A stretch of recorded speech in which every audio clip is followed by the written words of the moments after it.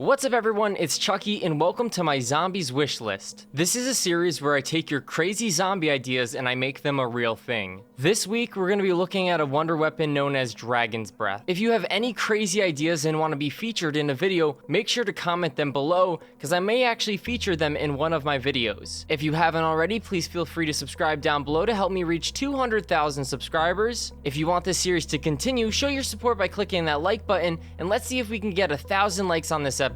With that said, let's get into the video. It's been a while since we had a flamethrower in zombies, and this is the perfect opportunity to bring one to the community. This wonder weapon is inspired from the apothicon servant on Shadows of Evil. I targeted this weapon for DLC 3, where we'll be in Stalingrad trying to find Nikolai 1.0. In DLC 1 and 2, we had a bunch of references to dragons, and in DLC 2, we actually saw a room where they started to work on dragons and breeding them and making them a tool or a weapon. I'm not sure if the dragons are a weapon to fly and kill or if they're a weapon like I created here. Either way, Dragon's Breath would make a really cool wonder weapon in DLC 3. Also, I'd like to state this is not to be confused with the upgraded Spaz 12 in Black Ops 1. Now let's get into how this thing works. This would be a buildable weapon just like the Apothicon Servant. To build this weapon, you would need 3 things located around the map or by doing tasks to get them. One of the items would be a dragon eye, another item would be the dragon body, and the last would be the wings. After doing all of these tasks to get the 3 parts, you would bring it to the dragon incubator, created by Division 9 alongside Group 935 to resurrect the beast and train him as your own weapon. After placing all 3 parts in the incubator, you need to go through 1 full round of zombies, then you could pick up your weapon. Just like the Apothicon Servant, you wear this weapon on your arm. When shooting, it fires a line of fire just like a flamethrower.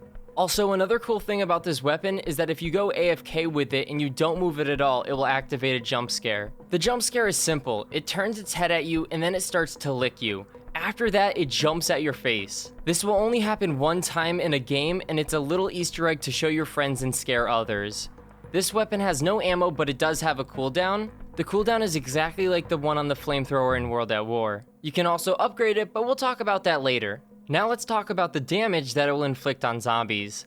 On round 10 to 20, this will kill all zombies instantly. Keep in mind, it has a cooldown, so it's not going to be so crazy OP. From round 20 to 30, it will start to burn them, but it takes 2 seconds to finally kill them.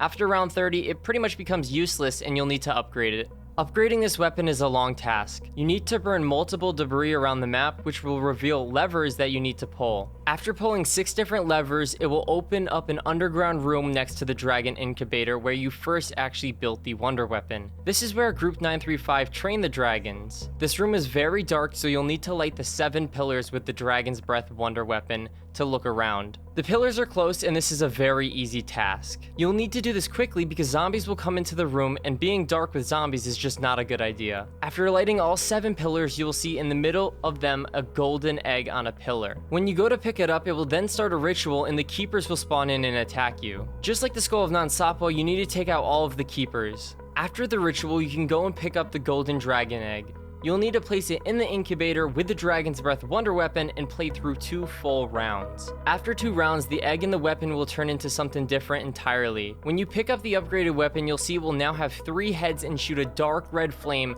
that will do more damage and look much cooler. All 3 heads will be moving and will burn through zombies faster than the original weapon. Its upgraded name is called the Zime Goranik. This comes from the Russian mythology. A particular dragon-like creature, Zime Goranik, has 3 heads, is green, and spits fire, and that's where it gets its upgraded name from. I think this name fits it well with the time and place in DLC 3. Also, I know I just butchered that name. Getting back to the damage on this wonder weapon. As the rounds progress, it takes more fire damage to kill them, and after round 50, you'll need to burn a zombie for a decent amount of time before it dies. This will make the high rounds hard, but this will also make the weapon so you can still use it. The burning of zombies will only get harder in the higher rounds, so it's unlimited ammo and the cooldown won't be OP, and you won't get to round 1000. This will not be an OP weapon by any means. It will take a lot of time to get through the high rounds, but it will still be a good wonder weapon just like the Apothicon Servant. Only 2 people can have this weapon on the map at once. The first person needs to build it and the second person needs to get it out of the box. But there is a super low chance of getting it from the box.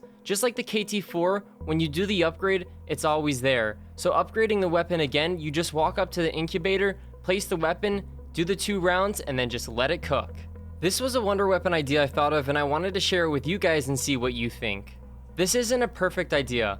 I thought of this in less than a week, so if you'd like to share what you would do differently, please leave a comment letting me know exactly what you would change. I want to thank my friend Roland Math who created this mod for me in Black Ops 1 to showcase it. If you would like to check out his awesome videos, you can click on the screen to go to his channel and make sure you let him know I sent you. I would also like to thank my friend Lucas again for helping me with all the concept renders that you saw on screen throughout this video. He helped me create all of the images and what it would look like if this weapon was in Black Ops 3 Zombies. If you would like to send me some Dragon Breath fan art, make sure to tweet me or tag me on Instagram and Facebook.